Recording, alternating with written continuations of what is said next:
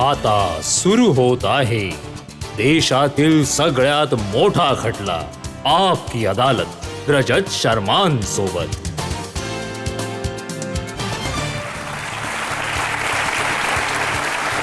नमस्कार, थँक्यू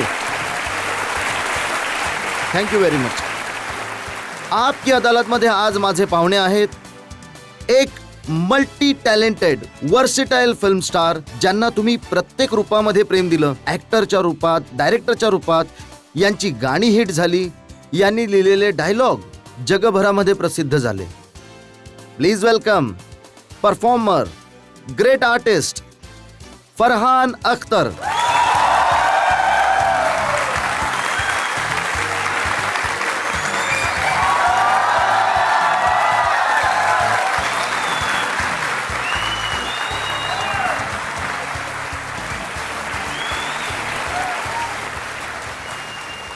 आणि आपकी अदालतमध्ये आज आपले जज खूप स्पेशल आहेत। ते भारतीय सैन्याचे एक असे ऑफिसर आहेत ज्यांना one of the most decorated officer म्हटलं जातं। डिफेन्सचे एक्सपर्ट आहेत, भारतासाठी, आपल्या देशासाठी खूप शौर्याने हे युद्ध लढले आहेत। Please welcome retired major general Sanjay सुरी।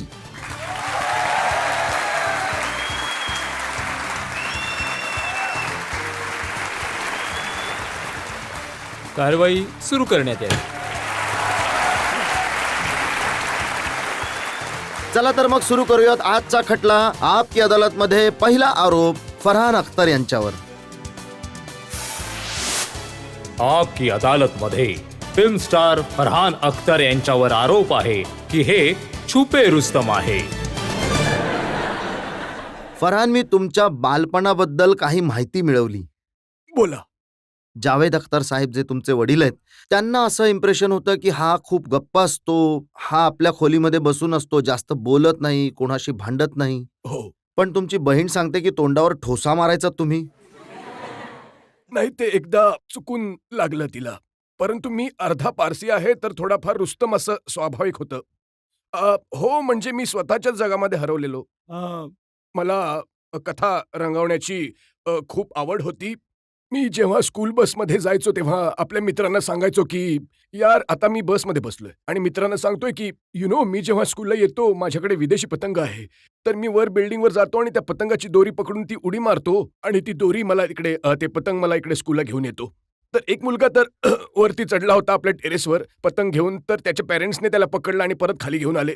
तर माझ्या वडिलांना हे सगळं माहित नव्हतं। हो, खोटं बोलायची तर सवय झाली होती, प्रत्येक गोष्टीत खोटं हो, बोलायचं। बरोबर, मी खोटं खूप बोलायचो।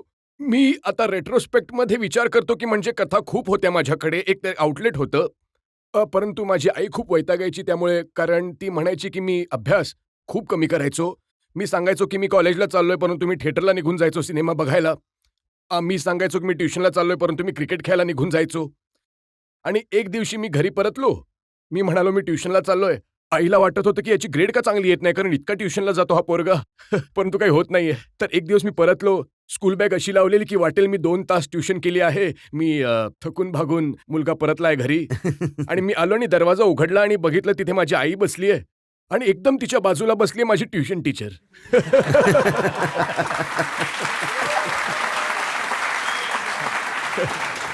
तर मला नाही माहित की तुमच्यापैकी कोणी कुणावर अशी वेळ आली आहे, परंतु जेन्युइनली सांगतो सर, तिथे जमीन फाटली होती।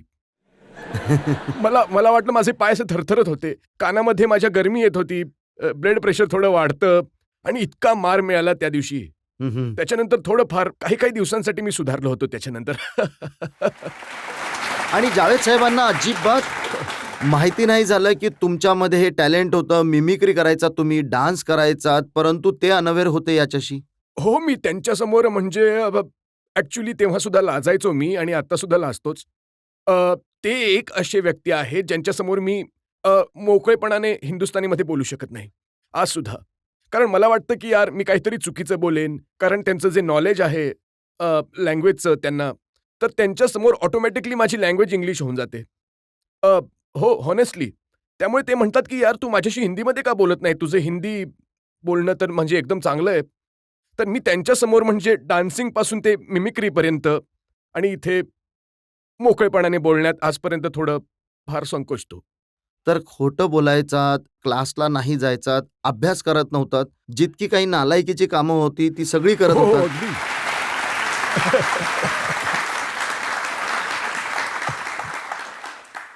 हो, म्हणजे नालायक असण्यामध्ये मी खूप वेळा फर्स्ट आलो आहे. परंतु नाही मला म्युझिकची खूप आवड होती. लोकांना एंटरटेन करण्याची मला खूप आवड होती. तर कधी ना कधी म्हणजे स्कूलमध्ये जेव्हा फंक्शन असायचं तर नेहमी मला बोलवायचे एकतर डान्स करायला किंवा काहीतरी परफॉर्म करायला आणि पार्टीमध्ये सुद्धा जी घरांमध्ये मित्रांबरोबर असते तेव्हा नेहमीच कुठे ना कुठे एक संधी शोधायचो की मी काहीतरी परफॉर्म करू शकेन. तर त्या गोष्टींची आवड मला खूप होती. त्यामुळे लहानपणापासूनच माझ्या फॅमिलीला वाटत होतं की याचं काही हो ना हो, म्हणजे सिनेमामध्ये तर हा नक्कीच जाईल. असा होता त्यांना थोडा अंदाज. आणि जेव्हा सिनेमांमध्ये संधी मिळाली, 17 वर्षांमध्ये तुम्ही असिस्टंट कॅमेरामॅन बनलात. हो, पण एवढा मोठा सिनेमा यश चोपडाचा, हो. श्रीदेवी सारखी आर्टिस्ट हो. तिथे होती. तुम्ही श्रीदेवींना खाली पाडलं? सर मी कोण आहे श्रीदेवींना खाली पाडणारा? परंतु अशी एक घटना तर घडली होती. मी असिस्टंट कॅमेरामॅन होतो. मनमोहन सिंगजी होते, मंची म्हणायचे त्यांना सगळे. ते कॅमेरामॅन होते यशजींचे. तर त्यावेळी जे म्हणजे सेटवर काम मिळायचं त्यांना असं काही स्ट्रक्चर नव्हतं. तर मी त्यांचा 7वा किंवा 8वा काहीतरी असिस्टंट होतो. तर एक यशजींच्या सिनेमांमध्ये कायम एक डान्स असायचा. Movements of passion, movements of rage असं काहीतरी असायचं. तर श्रीदेवीजींना काहीतरी वाईट बातमी मिळाली. तर त्या आपलं फ्रस्ट्रेशन काढत आहेत डान्समध्ये. तर त्याचा जो एंडचा लास्ट फायनल शॉट होता त्या सिक्वेन्सचा, तो एक क्रेन शॉट होता आणि अशाच एका वुडन फ्लोअरवरती ते त्यांच्या घरात आहे. तो एक सेट लागला होता आणि एक क्रेन शॉट आहे म्हणजे असे बसले आहेत, कॅमेरामध्ये बघत आहेत. श्रीदेवीजी सरोजजींबरोबर तिथे काहीतरी कोरिओग्राफी प्रॅक्टिस करत आहेत. आणि सगळं तयार झालं आणि मंजीनी लेन्समध्ये पाहिलं आणि म्हणाले, की "इथे त्या जमिनीवर तिकडे काही असं तर वाटतं डाग आहे म्हणून काहीतरी लागलंय तर कुणीतरी साफ करा." तर मी तिथे उभा होतो तर मी म्हणालो, "मी घेतो." तर एक बादली उचलली त्याच्यामध्ये काहीतरी कपडा वगैरे पडला होता तर मी गुडघ्यावर मी असं झालो आणि जमीन साफ करायला म्हणजे सेट साफ करायला मी सुरुवात केली. तर मी वर बघतोय, की मंजी हा असं काहीतरी करत मी जाते पॉलिश करत आणि तिथून श्रीदेवीजी चालत येत होत्या. तर मी असं करत गेलो पॉलिश आणि त्या आल्या आणि त्यांचा पाय घसरला पॉलिशवरती. आणि मी खरं सांगतोय मला खूप कमी होतं असं लाईफमध्ये, परंतु लोक जेव्हा म्हणाले, की ॲक्सिडेंट होतो गाडीचा, तेव्हा असं वाटतं, की सगळ्या गोष्टी स्लो मोशनमध्ये होतायत. तुम्हाला सगळं आठवत असतं. तर तसं मला आठवतंय तेव्हा श्रीदेवीजी घसरल्या होत्या. आणि मी तिथे उभा आहे आणि अशा श्रीदेवीजी उडत जात आहेत हवेमध्ये. नाही खरंच.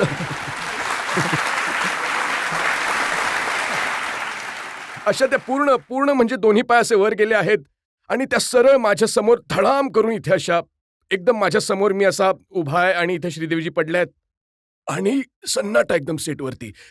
कधी तुम्ही फिल्म सेटवर गेला असाल तर तिथे शांतता अजिबात नसते. खूप आवाज असतात.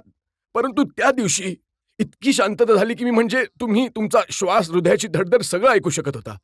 आणि चांगली गोष्ट जी झाली, मला वाटलं माझं करिअर संपलं आता. त्याच्यानंतर मला कधीच कुठल्या सिनेमामध्ये काहीच काम मिळणार नाही. परंतु श्रीदेवीजी मी त्यांचा म्हणजे अत्यंत आभारी आहे, की त्यांनी हसायला सुरुवात केली.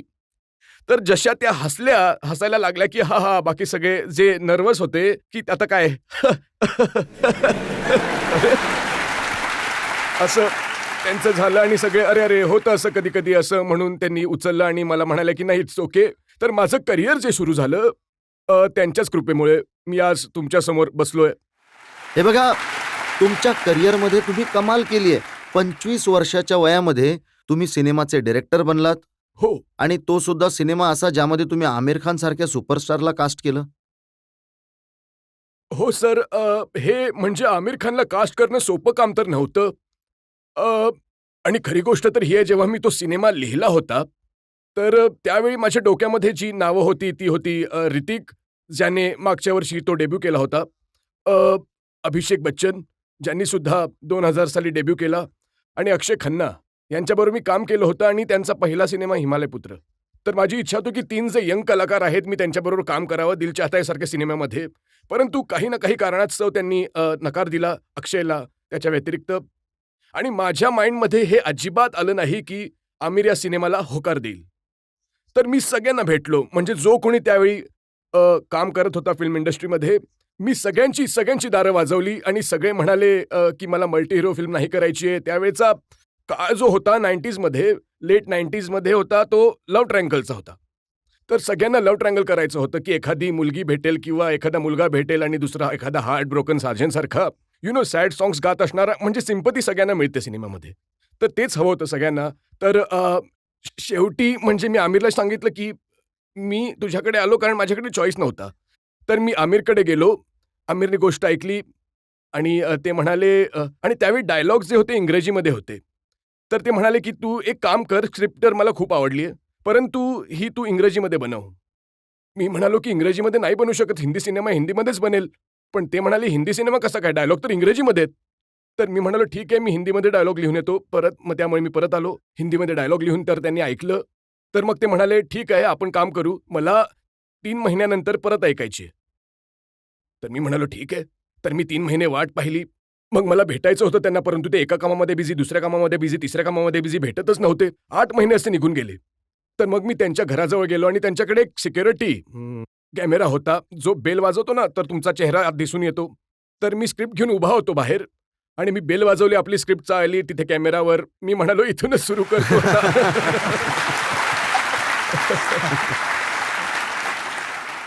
तर त्यावेळी एका वेगळ्याच प्रकारची हिंमत होती, कारण गमावण्यासारखं काही नव्हतं. पण लोकांना तर वाटतं की बाबा जावेद अख्तर साहेबांचा मुलगा आहे, ते एक फोन करतील आमिर खानला आणि ते तुमच्या सिनेमामध्ये काम करतील. नाही, असं झालं नाही आणि चांगलं झालं, की असं नाही झालं. अ, माझे वडील मला म्हणाले सुद्धा, की मी विचार केला, की "यार, तू म्हणत आहेस, की तो मला भेटेल, पण तो नाही भेटत आहे. मी फोन करू की नको करू?" ते विचार करत होते याच्याबद्दल. मग त्यांनी डिसाईड केलं, की नको करायला. आणि आमिरला जेव्हा त्यांनी ही गोष्ट सांगितली, की मी निर्णय घेतलाय, की नको करायला, तर आमिर त्यांना म्हणाला, की "चांगली गोष्ट झाली, की तुम्ही फोन नाही केला मला, कारण तुम्ही जर फोन केला असता, तर कदाचित मी त्याला भेटलो नसतो." तर मी पाहिलं, की त्याला मी हवा आहे. त्यांनी माझी वाट पाहावी, तो माझी वाट बघत प्रतीक्षा करेल. तो बघेल, त्याला टेस्ट मी करेनच. त्याचा रिझॉल्व किती आहे त्याला वाटावं, की आमिर खानने हा सिनेमा करावा. तर त्यामुळे त्यांनी मला 8 महिने थांबवून ठेवलं आणि उरलेली गोष्ट तर तुम्हाला माहिती आहे. त्या सिनेमाचं मला आठवतंय, सैफ अली खानने सुद्धा नकार दिला होता. लास्ट मिनिटला म्हणाले की मी यामध्ये काम नाही करणार. हो, ही सुद्धा खरी गोष्ट आहे, की काहीतरी 10 दिवस राहिले होते शूटच्या पहिल्या दिवसासाठी, शूटिंगच्या आधी आणि मला सैफचा एक फोन आला, की "यार, मला खूप चांगला सिनेमा मिळालाय, लव्ह ट्रायंगल, जो जो मला करायचा आहे आणि त्यामध्ये माझा रोल खूप चांगला आहे आणि हे आहे, ते आहे." मग म्हणजे आमचं म्हणजे सगळ्यांचं मनच दुखावलं, की म्हणजे यार, आम्ही इतके एक्सायटेड होतो, रीडिंग झाली आहे, सगळ्या गोष्टी झाल्या होत्या आणि तर एक इमर्जन्सी मीटिंग बोलावली गेली. जशी कॅबिनेटची मीटिंग असते, आमची सुद्धा एक मीटिंग बोलावली गेली आणि माझ्या वडिलांच्या घरामध्ये.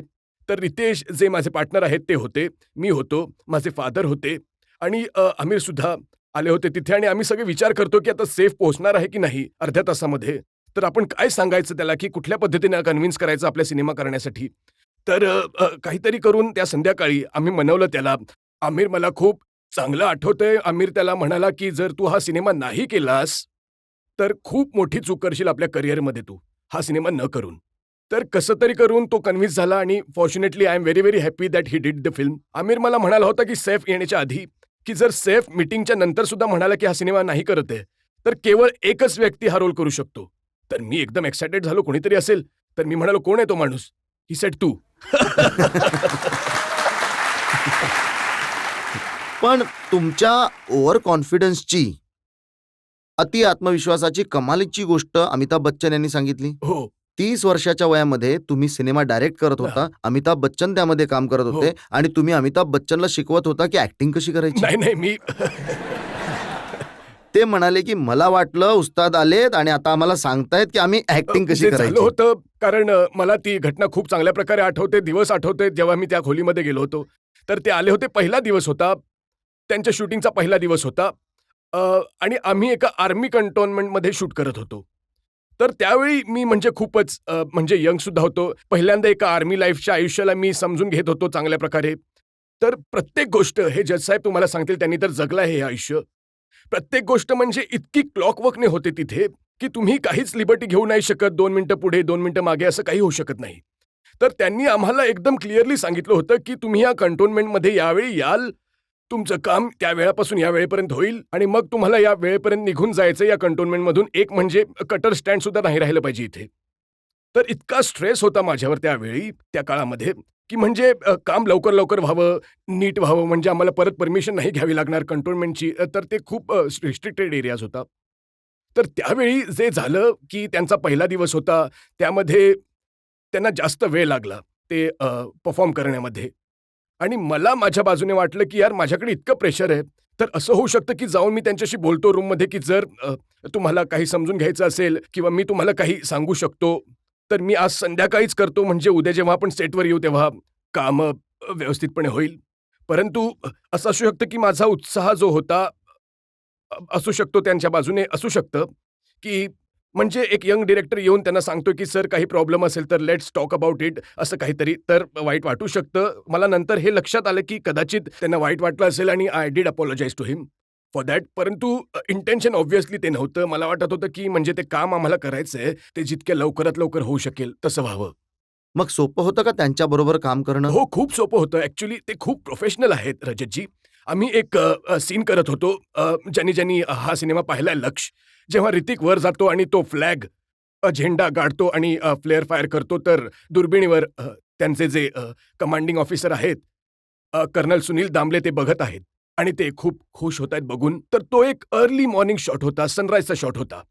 तर जेव्हा मी जायचो लोकेशनवर तर एकदम अंधार होता, कारण सेटअप सगळ्या अंधारामध्ये करायचा. जसा पहिला प्रकाश येईल सूर्याचा तर आम्ही शूट करू. तर आम्ही पोहोचलो तिथे आणि अंधारामध्ये एक सर्व्हिस लाईट जो क्रू लागतो तिथे चालू होता आणि आम्ही पाहिलं की तिथे डोंगरावर एक माणूस एका खुर्चीवर असं स्टॅक लावलेला आहे आणि एक माणूस बसलाय तिथे. पाहिलं कोण आहे यार? सकाळी-सकाळी इतक्या लवकर कोण आले इकडे? म्हणजे क्रू तर आता पोहोचतोय, आम्ही पोहोचतोय. आमच्या आधी तर कोणी येत नाही. तर जाऊन पाहिलं बच्चन साहेब बसलेत तिथे. सिरियसली. एकदम म्हणजे आपल्या कॉस्ट्यूममध्ये तिथे बसले ते एक स्वतःला एक मूडमध्ये आणत आहेत, की यार मी संपूर्ण रात्र इथे बसलोय, वेट करत आहे काहीतरी होणार आहे म्हणून. तर पूर्ण म्हणजे ते प्रिपरेशन जे त्यांनी केलं, त्यामुळे तर मला खूप काही शिकायला मिळालं. म्हणजे मला ॲज अ डिरेक्टर ऑल्सो आणि पुढे जाऊन ॲज अन ॲक्टर म्हणजे कमिटमेंट काय गोष्ट आहे ती मी शिकलो त्यांच्याकडून. बरोबर, कुणी असंच मोठं बनत नाही. नाही, नाही खरंच आहे. ते त्यांचं म्हणजे जे करिअर आहे जे सुरू झालं 60sमध्ये ते आता 2025मध्ये इतक्या वर्षानंतर सुद्धा म्हणजे तुम्ही कुठल्याही young film maker, young writer, young डिरेक्टरला विचारा, तुम्हाला कोणाबरोबर काम करायची इच्छा आहे, तर सगळ्यांच्या तोंडावर असेल अमिताभ बच्चन. तर हे तर क्रेडिट आहे. आणि त्यानंतर तुम्ही शहेनशाहनंतर किंग खानला घेतलं सिनेमामध्ये, डॉन. हो. तर मी शहेनशाहपासून म्हणजे नेक्स्ट लेव्हलवर त्याच्यानंतर प्रिन्स येणार आहे. अ, हो, म्हणजे शाहरुख आणि माझी मैत्री खूप झाली होती. दिल चाहता है नंतर आमचं भेटणं सुरू झालं दिल चाहता है नंतर आणि म्हणजे त्यांचा जो सेन्स ऑफ ह्युमर आहे, तुम्ही तर म्हणजे खूप वेळा भेटला आहात आणि तुम्ही टीव्हीवर सुद्धा पाहिलं असेल. म्हणजे खूपच चार्मिंग माणूस आहे. खूपच मस्त मौला आहेत व्यक्ती ते. त्यांच्याबरोबर वेळ घालवण्यात खूप मजा येते आणि बोलत असायचे की यार असे सिनेमे का नाही बनत आज? जसे सलीम जावेद लिहायचे, तर असे कन्व्हर्सेशन्स व्हायचे आणि माझ्या माइंडमध्ये कायमच म्हणजे मी तर सिनेमे बघून मोठा झालो आहे आणि माझी इच्छा होती की यार इतकं प्रेम आहे माझं त्या सिनेमांसाठी, मी एखादा सिनेमा रिमेक करावा आणि जो सिनेमा मला खूप आवडायचा त्यावेळी, की पुन्हा बनू शकतो कारण तो खूप मॉडर्न होता आपल्या काळासाठी. जर 70मध्ये रिलीज झाला होता. खूप मॉडर्न टेम्पो, मॉडर्न माइंडसेट होता त्याचा. तर त्यामुळे मी शाहरुखशी बोललो, की म्हणालो, की "मी विचार करत आहे डॉन बनवूया." तर त्यांनी म्हणजे काही न ऐकता म्हणाले, की "yes, yes, I will do it. I am on." तर असा बनला Don and we had a wonderful time making it. त्या काळामध्ये शाहरुख खान, प्रियांका चोप्रा 2-2 स्टार्सना घेऊन सिनेमा बनवणं यंग डायरेक्टरसाठी अवघड गोष्ट होती. सर मी बच्चन साहेबांबरोबर काम केलं होतं आधी तर आफ्टर दॅट जे स्टार्स होते त्याच्यानंतर ते तर त्यांच्यापेक्षा मोठे नव्हते. परंतु त्यांच्याबरोबर काम करण्यात प्रियंकाबरोबर काम करणं ओमपुरीजींबरोबर. मी ओमपुरीजींबरोबर 3 सिनेमे केले आहेत. डॉन 1, डॉन 2 आणि लक्ष्यमध्ये सुद्धा ते होते. त्यांच्याबरोबर सुद्धा काम करणं म्हणजे एक खूपच वेगळा आनंद आणि वेगळी मजा होती. कारण ते इतके उत्तम कलाकार होते आणि इतकी म्हणजे पॉवर होती त्यांच्या प्रत्येक परफॉर्मन्समध्ये आणि ते जे रिस्पेक्ट डिमांड करायचे ॲज अन ॲक्टर आणि ॲज अन ह्युमन बीइंग, जेव्हा तुम्ही सेटवर भेटायचे तेव्हा असं वाटायचं की यार एकदम एकदम आपलं असं आपला माणूस आहे. म्हणजे म्हणजे एकदम इझी, काही गरज नाही की नॅशनल अवॉर्ड जिंकलोय मी किंवा NSDमध्ये मी म्हणजे गोल्ड मेडल जिंकलो आहे, असं काहीच नाही. तर जेव्हा तुम्ही या लोकांना भेटता तेव्हा तुम्हाला समजतं की यार गॉड विलिंग म्हणजे जे काही त्या गोष्टींमध्ये बिलीव्ह करतात की तुम्हाला यश मिळेल, तुम्हाला सक्सेस मिळेल. परंतु या लोकांकडून शिकायला मिळतं की असं असून सुद्धा एक हंबल असणं खूप खूप गरजेचं असतं आयुष्यामध्ये. ती एक गोष्ट. ही गोष्ट त्यांच्याकडून शिकलो. आता जनतेमधून प्रश्न घेऊ शकतो आपण एक दोन. फरहान सर, तुमच्या चित्रपटात कविता फार सुंदर असतात. धन्यवाद. तर तुमची आवडती कविता कोणती आहे ती आम्हाला ऐकायची आहे. माझी फेवरेट कविता जी आहे सिनेमामधील ती जिंदगी ना मिलेगी दोबारा मधलीच आहे.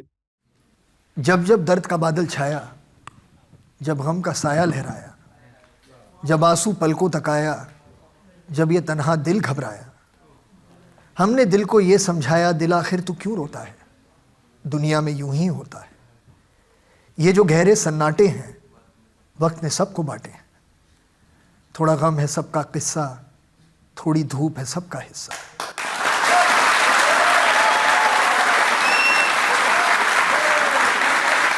आग तेरी बेकार ही नम है, हर पल एक नया मौसम है, क्यों तू ऐसे पल खोता है, दिल आखिर तू क्यों रोता है.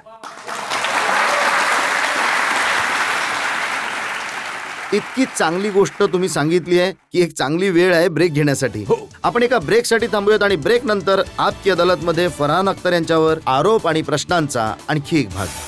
त्यांनी मला फोन केला आणि म्हणाले की यार डॉक्टर म्हणाले आहेत की he doesn't have much time now. आणि त्यांनी फोन सॉरी एक सेकंड.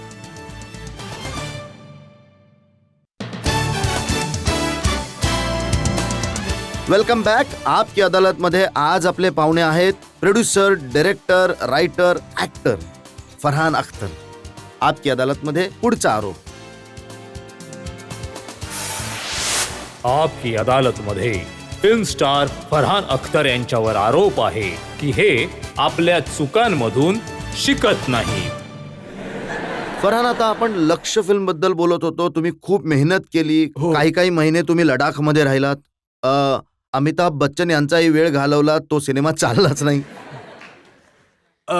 हो, म्हणजे जो विचार केला होता की हा सिनेमा ज्या प्रकारचा बिझनेस त्याने करायला हवा होता बॉक्स ऑफिसवर, तसा बिझनेस त्या सिनेमाने नाही केला. आणि त्यावेळी मी खरं बोलेन रजतजी की मी म्हणजे माझं मन खूप दुखावलं होतं. कारण लहानपणापासून शिकवलं जातं की तुम्हाला म्हणजे तुम्ही एकदम मनापासून कष्टाने काम केलं तर कायमच त्याचा निर्णय जो आहे, परिणाम आहे जो चांगलाच होतो. परंतु असं माझं म्हणणं होतं त्यावेळी की असं झालं नाही. आणि परंतु तरीसुद्धा मी माझं जे जग आहे तर मला ते स्वतःला कसं तरी सांभाळून पुढे जायचं तर आहेच. तर असं झालं, परंतु हे दुःख माझ्या मनामध्ये खूप वर्षांपर्यंत राहिलं. त्या सिनेमाचं शूटिंग आम्ही केलं होतं IMAमध्ये 2003मध्ये. 2004मध्ये सिनेमा रिलीज झाला. 2017मध्ये मी डेहराडूनला गेलो होतो आणि तिथे एक म्युझिकची कॉन्सर्ट होती माझी. आणि मी जवळजवळ 13 वर्षांच्या गॅपनंतर डेहराडूनला परत चाललो होतो. तर मी IMAशी कॉन्टॅक्ट केला आणि म्हणालो की मी डेहराडूनला येतोय आणि मला वाटतं की मी IMAला व्हिजिट करावं. तिथे शूटिंग मी खूप केलं होतं. माझी इच्छा आहे मी त्या लोकांना भेटावं, परत त्या लोकेशन्सवर जावं. तर खूप प्रेमाने, आदराने त्यांनी आम्हाला रिसीव्ह केलं तिकडे. आम्हाला सगळ्या त्या जागा दाखवल्या आणि एक नवीन मेस तिथे तयार झाली होती, विक्रम बत्रा मेस. तर आम्हाला तिथे बोलवलं आणि सगळे जे कॅडेट होते तिथे, ते तिथे एकत्र आले. काही 400-500 मुलं असतील आणि ते मला म्हणाले की why don't you say few words to them. तर मी त्यांना म्हणालो की लक्ष जो सिनेमा बनला होता तो कुठल्या कारणामुळे होता.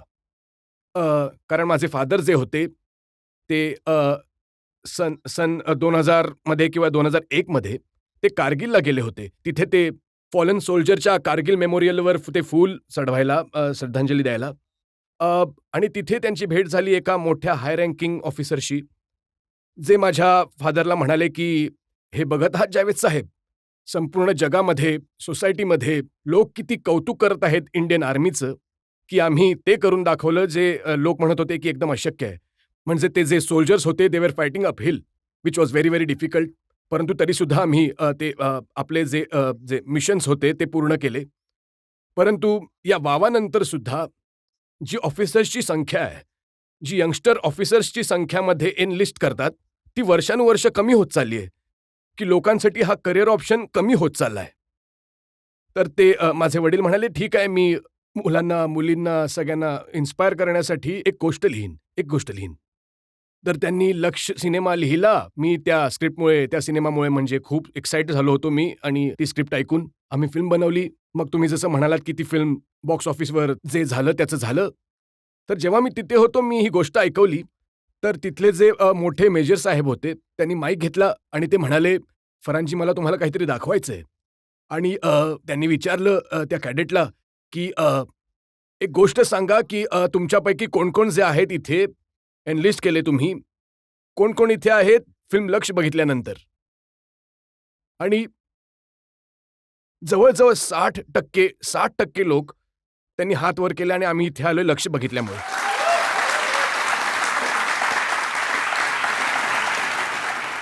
तर त्या त्या क्षणांमध्ये, त्या मोमेंटमध्ये मला अंदाज आला, की जी गोष्ट मी विचार करत होतो, की ही फेल झाली आहे, ती तर ॲक्चुअली फेल नाही झाली. आणि हा सुद्धा अंदाज आला, की आपण आपण फिल्म इंडस्ट्रीमध्ये आहोत. आपला एकच बबल आहे तिथे मुंबईमध्ये राहतो. तर ज्या ज्या चर्चा होतात त्या नेहमी बिझनेसबद्दल होतात, बॉक्स ऑफिसबद्दल होतात. तर कधी-कधी आपण विसरतो, की सिनेमे जे असतात त्याचा जो इफेक्ट असतो त्यांचा सोसायटीवर, तो कुठल्या प्रकारे आणि किती डीप म्हणजे कधी-कधी त्याची पोच असू शकते. तर हे एक रिमाइंडर होतं माझ्यासाठी, की जे काही तुम्ही काम करत आहात, जे काही मी काम करेन पुढे जाऊन, मी यामध्ये नाही फसलं पाहिजे, की यार या वीकेंडचं कलेक्शन काय आहे? मी चांगलं काम करावं, चांगल्या स्क्रिप्ट्स मी मी कराव्या. कारण एक ऑडियन्स आहे, त्यासाठी जर आज नाही केलं, तर उद्या नाहीतर परवा तर नक्कीच होईल, असं मला वाटतं. हे बघा, नॉर्मली मुंबई फिल्म इंडस्ट्रीमध्ये असं मानलं जातं, की एखादी फिल्म कमर्शियली सक्सेसफुल नाही झाली, पैसा नाही कमवला, हो. तर मग त्या प्रकारच्या फिल्ममध्ये हात नाही टाकला पाहिजे.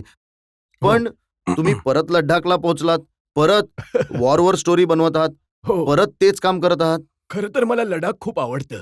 तर मी नाही, परंतु खरी गोष्ट आहे, मी लक्ष्यसाठी लडाखला गेलो होतो. मग त्याच्यानंतर मी लडाखला गेलो आणि भाग मिल्खा भागसाठी आणि आता 120 बहादूरसाठी. आणि या गोष्टी अशा आहेत म्हणजे तुम्ही याबद्दल विचार नाही करत. जर हे चंद्रावर सुद्धा शूट झालं असतं, तर 120 बहादूरसाठी मी गेलो असतो तिकडे. खरं सांगतोय मी. कारण ते जे लोक आहेत, ते कुठल्या प्रकारचे लोक होते, कुठल्या मातीचे बनले होते, काय मिळवलं त्यांनी, कुठल्या प्रकारे ते लढले, ती जिद्द काय होती, म्हणजे ते तुम्हाला ॲज अ आर्टिस्ट सुद्धा कॅरी करत. झालं असेल 1962 मध्ये, परंतु त्याचं जे एक फीलिंग आहे, ते पॅशन आहे, एक एनर्जी आहे. ते जेव्हा तुम्ही स्क्रिप्ट ऐकता, गोष्ट ऐकता, ती तुमच्यामध्ये ऑटोमॅटिकली येतेच. तर मग तुम्हाला सुद्धा वाटतं, की जिथे कुठे जायचं, ते काही म्हणजे -10 मध्ये शूट करायचं आहे, प्रॉब्लेम नाहीये. प्रत्येक सकाळी म्हणजे उठायचं, 2:30 वाजता, 3 वाजता लोकेशनवर पोहोचायचं, काही हरकत नाही. You don't think about that. तर मला तर खूप आनंद आहे, की मी सिनेमाचा भाग आहे आणि ही गोष्ट म्हणजे खूप वर्षांपासून बनायला हवी होती. परंतु आज ती बनली आहे आणि I am very happy about that.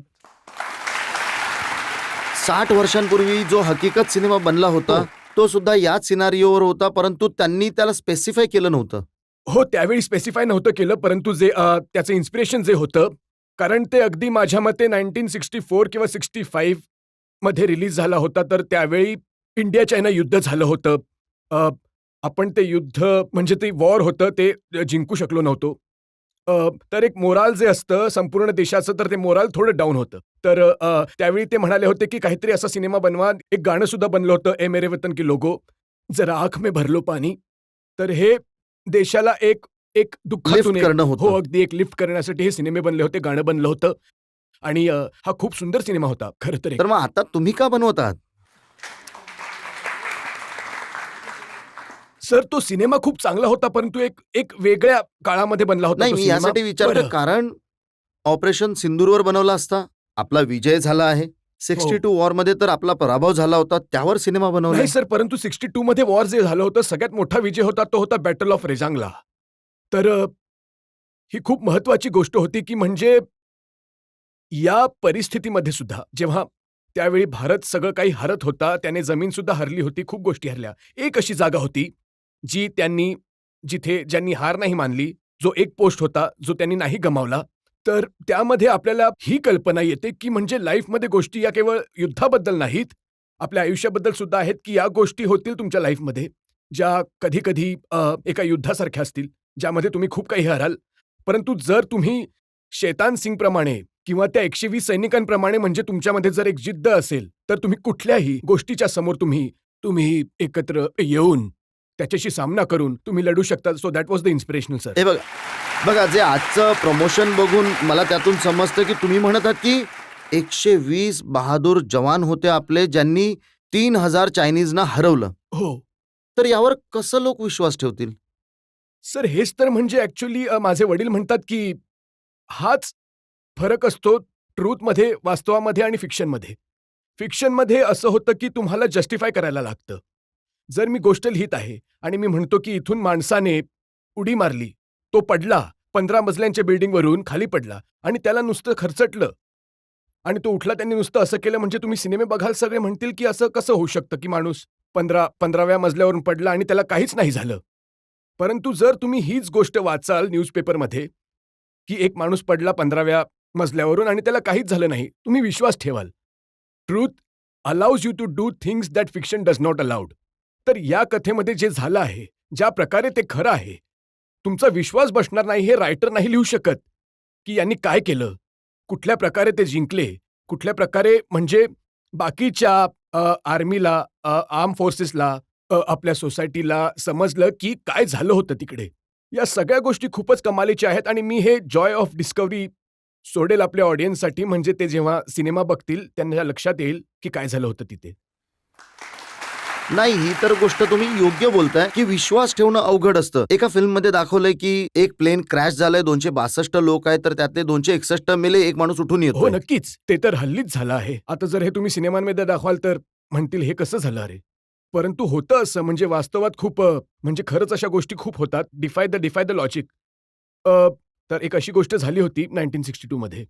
पण या सिनेमाबद्दल थोडी कॉन्ट्रोवर्सी सुद्धा झाली. जे यादव महासभेचे लोक आहेत ते म्हणाले की तुम्ही अहिर रेजिमेंटला नाही दाखवलं व्यवस्थित, सगळ्याचा सगळा फोकस मेजर शैतान सिंगवरच होता. जर मला केवळ मेजर शैतान सिंग भाटीवर सिनेमा बनवायचा असता तर मी टायटल ठेवलं असतं शैतान सिंग.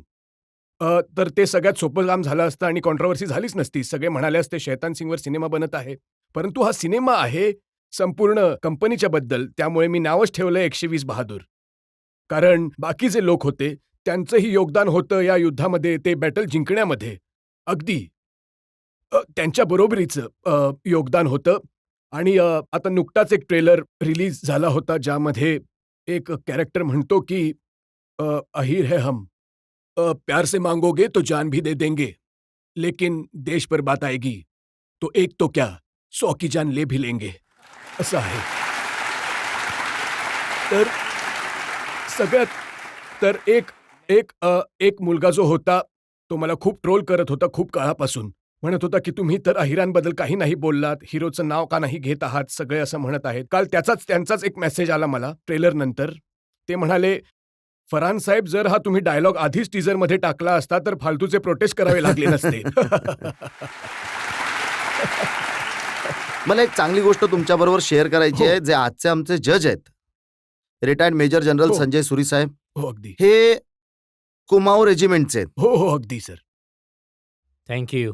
तुम्हाला काही बोलायचं आहे या सिनेमाबद्दल, या शौर्याबद्दल? नक्कीच. आता जेव्हा चर्चा होते तर मला एका प्रकारे जे म्हणतात ना अंगावर शहारा येतो. जेव्हा मी कमिशन झालो, सेंटरमध्ये गेलो, तेव्हा मेजर शैतान सिंग त्यांच्याबद्दल एक गोष्ट, बॅटल ऑफ रेजांग बद्दलची गोष्ट, त्यांचं हेल्मेट ठेवलंय, त्यांचे हो. रेडिओ सेट ठेवलंय, डायरी ठेवलीय.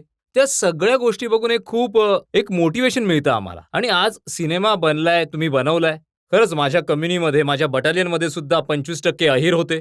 आणि मी सुद्धा तिथे जात असतो. रेवाडी महेंद्रगड जिथे मी जातो तिथे बेथुआची भाजी, तिथे कढी, रायता आणि बाजरीची भाकरी खातो बसून आम्ही एकत्र. तर एक कमालीची गोष्ट आहे जिथे माणूस स्वतःचं सोडून देश, आपलं कल्चर, आपल्या पूर्वजांबद्दल विचार करून आपलं सगळं काही त्याग करण्यासाठी हो. तयार असतो. हे खूप गरजेचं आहे असा सिनेमा आजच्या काळामध्ये. थँक्यू. म्हणजे बघा, मेजर साहेबांकडून तुम्हाला इतकं मोठं सर्टिफिकेट मिळालं, आता आणखी काय हवंय? नाही, मला थोडं बरं वाटत आहे की रुलिंग तर चांगली होणार आहे. पब्लिक मधून विचारूयात. जवळ 20 वर्षांपूर्वी तुमचा चित्रपट आला होता लक्ष, ज्याचं शूटिंग लडाखमध्ये झालं होतं आणि आता एक चित्रपट येतोय 120 बहादूर आणि त्याचं शूटिंगही लडाखमध्येच होतंय. तर मला हे विचारायचंय की तुम्हाला तेव्हाच्या आणि आत्ताच्या लडाखमध्ये काही फरक जाणवतोय? हो, खूप फरक आहे. म्हणजे इन्फ्रास्ट्रक्चरमध्ये तर खूपच फरक दिसून आलाय. जेव्हा मी लडाख लक्ष्यच्या शूटिंगसाठी गेलो होतो, त्यावेळी तिथे काहीच मोबाईल फोन काम करत नव्हता. आम्हा सगळ्यांना शूटिंगनंतर एक लाईन लावायला लागायची. जो एक पीसी होता हॉटेलच्या बाहेर, तिथून आम्ही घरी फोन लावू शकत होतो. केवळ एक बच्चन साहेब होते, ज्यांच्याकडे सॅटेलाईट फोन होता. ते बोलायचे मग. परंतु इन्फ्रास्ट्रक्चर खूप चांगलं झालं आहे तिकडे. जे रोड्स आहेत, जी कनेक्टिव्हिटी आहे आता तिथे, ती खूप चांगली झाली आहे. एक गोष्ट जी त्यावेळीसुद्धा होती आणि आत्तासुद्धा आहे, जी सेम टू सेम आहे, ती आहे लडाखी लोकांची हॉस्पिटॅलिटी आणि त्यांचं प्रेम. तेच. भाग मिल्खा भाग सुद्धा तुम्ही सांगत आहात की खूप खूप काळ लडाखमध्ये त्याचं शूटिंग झालं होतं आणि त्या सिनेमामध्ये 17 वर्षांच्या एका आर्मी रिक्रूटचा रोल करणं, त्या रोलमध्ये पोहोचणं, हो. हे मोठं चॅलेंज असेल ना तेव्हा? सर, चॅलेंजिंग तर नक्कीच होतं. परंतु जेव्हा माझी भेट झाली मिल्खा सिंगजींशी, ती सुद्धा एक इंटरेस्टिंग स्टोरी आहे. कारण की मी त्यांना भेटायला चंदीगडला जाणार होतो. त्यांची तब्येत खराब होती. तर ते म्हणाले की तुम्ही आज नका येऊ. मी जशी माझी तब्येत ठीक होईल, मी मुंबईला येईन. तर मी आपल्या प्रॅक्टिसमध्ये लागलो. मी रोज सकाळी 8 महिने मी उठायचो सकाळी 4 वाजता आणि मुंबईमध्ये एक जागा आहे प्रियदर्शनी पार्क, जिथे एक 400 मीटरचा ट्रॅक आहे. तर मी तिथे पोहोचायचो 5 वाजता आणि 5 वाजल्यापासून ते 8 वाजेपर्यंत रोज प्रत्येक सकाळी फॉर 8 मंथ्स मी तिथे जाऊन मी ट्रॅक अँड फील्ड ट्रेनिंग घेतलं. तर तिथे मी ट्रेनिंग करत होतो एक दिवस. त्याच दरम्यान एक सडनली म्हणजे एक आवाज आला. म्हणजे तिथे ते पोलीस चे रनर्स होते, वेस्टर्न रेल्वेचे रनर्स होते, आर्मीचे म्हणजे नेव्हीचे जे रनर्स होते, म्हणजे ॲथलीट्स, म्हणजे प्रोफेशनल ॲथलीट्स. आणि म्हणजे गडबड सुरू झाली. अरे, अरे! म्हणजे ते बघ म्हणजे बोलत होते एकमेकांशी. आम्ही विचार करत होतो की काय झालं? तर सगळे म्हणाले मिल्खाजी आले ट्रॅकवर. तर मला नव्हतं माहीत की ते येणार आहे तिकडे. तर मिल्खाजी आले ट्रॅकसूट घालून. मिल्खाजी पोहोचले तिथे ट्रॅकसूटवर आणि जसे ते एंटर झाले प्रियदर्शनी पार्कमध्ये, तर सगळ्यात आधी जे सगळे ॲथलीट्स होते, मुलं होती, सगळे त्यांच्या पाया पडले. हे सगळे म्हणाले आणि मग त्यांनी विचारलं मिल्खाजींना. मिल्खाजी प्रत्येकाला विचारत होते, "तू कुठला डिस्टन्स करतोस? तू कुठलं डिस्टन्स पळतोस? अच्छा, तू बॉक्सर आहेस. अच्छा, तू हे आहेस." आणि अगदी म्हणजे 2 तास मी थांबलो आणि मिल्खाजी येतील म्हणून. मी थांबलोय. ते 2 तास त्या ॲथलीट्सशी बोलले. अगदी त्यांना असं जाणवू नाही दिलं की माझ्याकडे वेळ नाहीये, की मला लवकर कुठे जायचंय.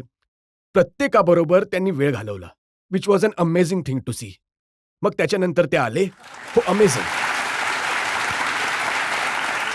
तर हळू-हळू तुमच्या लक्षात येतं की तेव्हा तुम्ही कुठल्या प्रकारच्या व्यक्तीला पोर्ट्रे करणार आहात.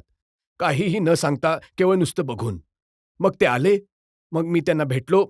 मग ते म्हणाले, मग मी म्हणालो, "Milkhaji, how nice to meet you." तर ते म्हणाले, "चला आता बाकीचं बोलणं ट्रॅकवर जॉगिंग करत." म्हणाले. तर त्यांच्या आतमध्ये जो 17 इयर ओल्ड ॲथलीट होता, तो तेव्हासुद्धा जिवंत होता. तर मी विचार केला की यार, हा माणूस ॲट दॅट टाईम त्यांना सुद्धा त्यांचं वय माहीत नव्हतं. परंतु ते डेफिनेटली आपल्या लेट 70sमध्ये नक्कीच होते. तर जर ते लेट 70sमध्ये इतके यंग असू शकतात, तर मी म्हणजे आपल्या 30sमध्ये आहे, 17चा का नाही होऊ शकत? तर त्याच प्रकारे मी अप्रोच केलं त्यांना. पण तुम्हाला तर पंजाबी बोलायला सुद्धा येत नव्हतं. तुम्हाला सिख समाजाचा कुठला अनुभव नव्हता. तुम्ही तर मुंबईवाले हो, हो. होतात. हां, त्यासाठी मी मेहनत घेतली. मी माझे पंजाबी डायलेक्ट कोच होते. तर त्यांच्याबरोबर मी आपले सगळे डायलॉग आणि जे थोडेफार एक्सप्रेशन्स असतात, जर कोणीतरी असंच मोमेंटमध्ये काहीतरी बोलायचं असेल, तर ते योग्य साउंड झालं पाहिजे. परंतु जेव्हा मी चंदीगडला गेलो, तेव्हा एक खूप इंटरेस्टिंग गोष्ट तिथे घडली, की प्रेस कॉन्फरन्स झाली तिकडे आणि मिल्खाजींनी मला आपले जे बूट आहेत, जे त्यांनी रोम ऑलिम्पिकमध्ये घातले होते, ते बूट त्यांनी मला गिफ्ट केले. वंडरफुल. Yes, wonderful. आणि मग एक तिथे मीडियासुद्धा होती, तर त्यांनी एक प्रश्न उत्तरांचे एक ते म्हणाले, कोणाला काही जर प्रश्न विचारायचे असतील, तर एक लेडी होती तिथे, ज्या एक लोकल न्यूजपेपरमधून त्यांनी डायरेक्टर राकेश मेहराला विचारलं, की "राकेशजी, तुम्ही हा सिनेमा बनवत आहात मिल्खाजींवर, परंतु मिल्खाजी पंजाबी आहेत, तर तुम्ही का नाही, why don't you take Punjabi actor? Why don't you take a Sikh actor? म्हणजे तुम्ही अशा व्यक्तीला एक कास्ट का करत आहात, जो हे सगळं नाहीये?" तर राकेश तर डिरेक्टर आहे, तर प्रोटेक्टिव्ह होतोच आपल्या ॲक्टरसाठी. तर त्यांनी खूप छानसं उत्तर दिलं, की नाही ॲक्टरचं कामच असतं प्रत्येक रोलमध्ये मिसळायचं आणि हे सगळं ते म्हणाले. परंतु त्यांचा जो प्रश्न होता तो म्हणजे माझ्या मनाला लागला. मी खरं सांगेन तुम्हाला म्हणजे इरिटेशनसुद्धा झालं थोडंफार. रागसुद्धा आला, की काय यांना वाटतंय मी परफॉर्म करू शकत नाही. परंतु जशी ती फीलिंग संपली, माझ्या लक्षात आलं, की यार या सिनेमामध्ये लोकांचा एक दृष्टिकोन जो झालाय बघण्याचा, मिल्खाचा रोल जो करत आहे, तो कुठल्या प्रकारे करेल. त्याने मला इतकं जे म्हणतात, की फ्युअल दिलं. त्यांच्या त्या कमेंटने, की जर ही स्त्री असा विचार करत असेल, तर असे हजार किंवा लाख लोक असतील, जे विचार करतील, की यार या व्यक्तीला का घेतलं मिल्खाच्या रोलसाठी. तर त्याने मला खूप एनर्जी दिली, की म्हणजे या रोलसाठी ते मी करून दाखवावं. जे कदाचित मी करू शकलो नसतो, जर तो प्रश्न विचारला नसता. त्याने मला खूप मदत केली. नाही, पण खरंच तुम्ही ज्या प्रकारे मिल्खा सिंगला पोर्ट्रेट केलं, खरंच खूप कमालीचा रोल केला होता. Thank you. ते पात्र तुम्ही खूप चांगल्या प्रकारे साकारलं. Thank you. पण जरा जास्त रोमॅन्टिक नाही बनवलं तुम्ही मिल्खा सिंगला सिनेमामध्ये? ॲक्च्युली नाही. त्यांना जास्त रोमॅन्टिक आम्ही म्हणजे तर गाणी वगैरे ते जास्त गात नव्हते. परंतु जास्त रोमॅन्टिक नाही बनवलं कारण मला आठवतंय आम्ही बोलत होतो मिल्खा सिंग बरोबर आणि त्यांच्या वाईफ बरोबर. तर एक सीन होता जो ऑस्ट्रेलियामध्ये जे ते भेटतात एका मुलीला तिथे भेटतात आणि त्याचं थोडंसं रोमॅन्टिक प्रकरण होतं ऑस्ट्रेलियामध्ये, ज्याच्यामुळे त्यांचा फोकस स्पोर्ट्सवरून हलतो. तर राकेश म्हणाला होता, की हाच एक सीन असेल सिनेमामध्ये जिथे थोडंफार किसिंग सीन वगैरे असेल.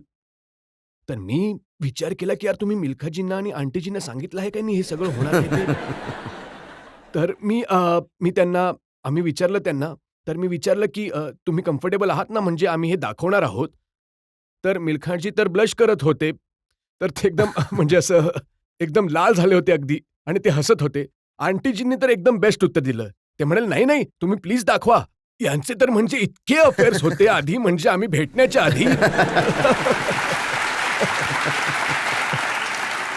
खूप म्हणजे एकदम हार्ट थ्रोब होते हे हार्ट थ्रोब.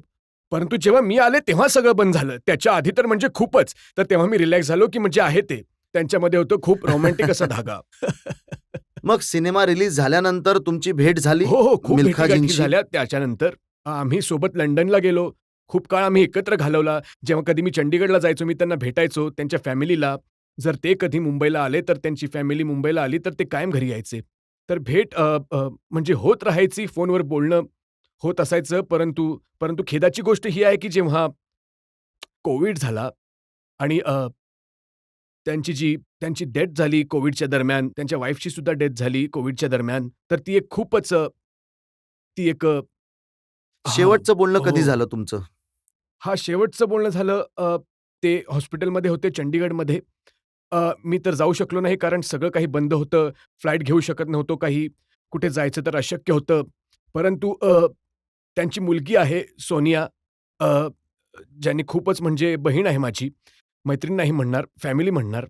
तर त्यांनी मला फोन केला तिथून एक दिवस. मला माहीत होतं की ते हॉस्पिटलमध्ये आहेत. मी फोन करत असायचो, विचारायचो, "आंटी कशा आहेत? ते कसे आहेत?"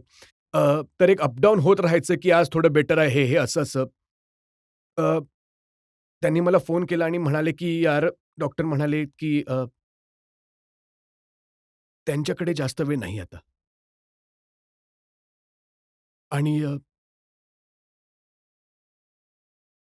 अ, त्यांनी फोन सॉरी, 1 सेकंड.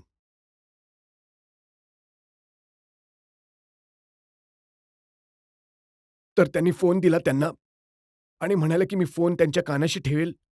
तुम्हाला जे काही बोलायचंय, गुड बाय बोलायचंय, जे काही बोलायचं बोला." तर ती शेवटची गोष्ट होती.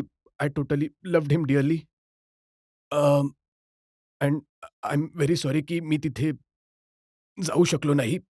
अ, खूप ती अवघड वेळच होतं अशी सर. होती, कोविडमध्ये कोणी जाऊ शकत नव्हतं आणि खूप साऱ्या लोकांबरोबर असं झालं. हो. आणि हे सगळं आम्ही समजू शकतो. तुमची भावना सिनेमा करता तुमचं काय एक इमोशनल नातं बनलं त्यांच्याबरोबर? हो सर, असं होतं. आय एम हॉनेस्टली खरं सांगेन मी, की मी I absolutely I love my father, I respect my father, he is my father.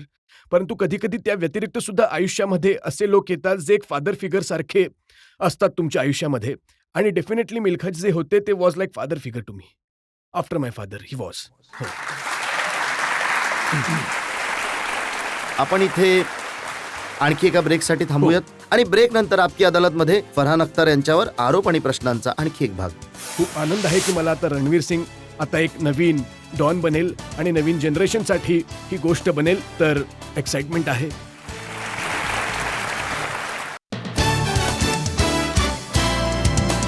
Welcome back. आपकी अदालत मध्ये आज आपले पाहुणे आहेत फिल्म स्टार फरहान अख्तर. आपकी अदालत मध्ये पुढचा आरोप. आपकी अदालतमध्ये फिल्म स्टार फरहान अख्तर यांच्यावर आरोप आहे की हे स्वतःच्याच प्रेमात असतात.